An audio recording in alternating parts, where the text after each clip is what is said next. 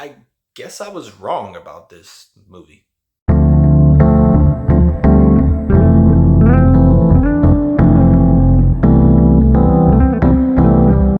Hello, welcome to Just My Thoughts. I'm your host, Khaleel Ward. On this episode, I'll be talking about Justice League Crisis on Infinite Earths Part 2.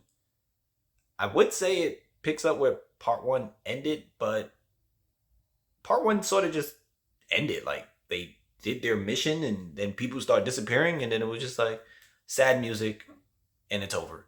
Uh, I said I was wrong because I thought this particular movie was going to be more action oriented. Part one was a lot of just following the Flash around, trying to figure out what was going on as the audience. But I thought we were going to get a lot of fighting and action, all these heroes from different Earths. And we don't really get that here. It starts off really cool though. We get the Bat family. Like there's like two Robins, there's Batman Beyond, there's Batman. But again, from different Earths. So this particular Batman doesn't have a Bat family. So when he sees them, they all like, oh yeah, Bruce. And he's just like, I wouldn't take orphans and kids and make them fight and stuff like that. So it started off really cool. The Joker's there. And then it just gives us like a lot of exposition. Like we spend time with the Monitor, who's the guy who kind of brings all the heroes together. And we see that he's basically, well, it's in his name. He monitors stuff. He's like the Watcher in Marvel. He just watches things happen and records the events, and watches all this destruction that's going on. He's just like, all right, cool. He comes across Supergirl, and of course Krypton is blowing up, and he doesn't want to rescue her. He's like, yo, she's in the way, move her out the way. But the computer guy brings her on. He's like, that's the only thing I could do. And he starts like raising Supergirl because she doesn't have a memory of who she is or where she's from. And he's like lying, like, yeah, you can go back to your planet soon.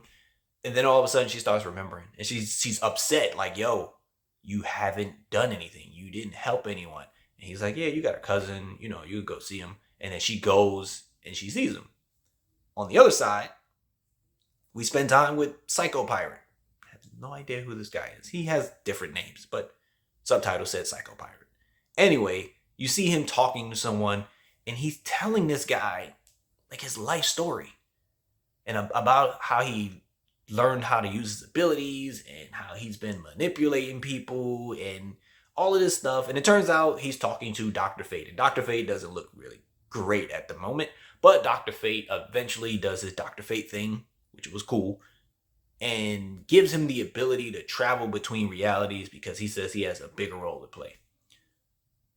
Finally, after about 30 minutes, the other people from different Earths is involved again. Like the people we spent time with from the first movie start to show up.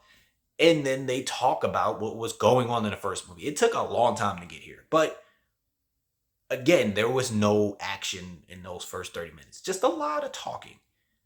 The antimatter wave from part one, it was just basically a big tidal wave that just came across. And it was just wiping out Earth. That's the problem that they're trying to deal with. So they eventually put all these like machines on all the different Earths, and they activate it whenever the wave comes. However, they realize it's not just one wave. It's an ongoing storm that keeps coming over and over, but at different times. Like, so the first time they're like, oh, we have 7 hours. And now it's just like, whoa, it's only an hour. And it's moving faster. What do we do? And they're trying to figure that out.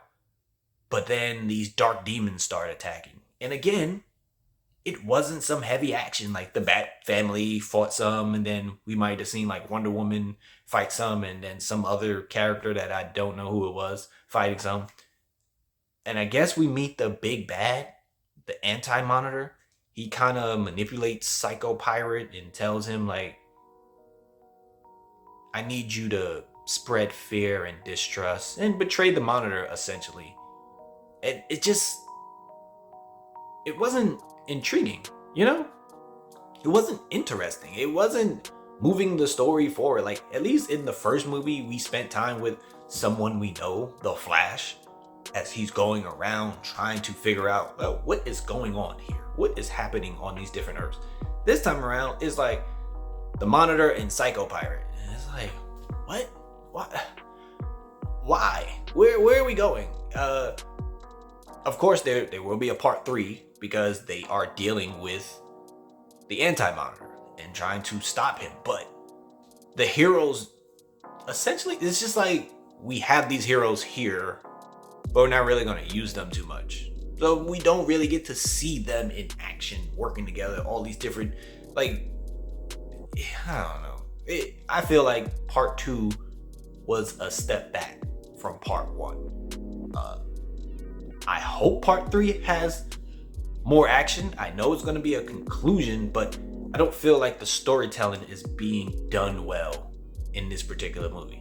So right now, the new DC animated stuff, it's not great.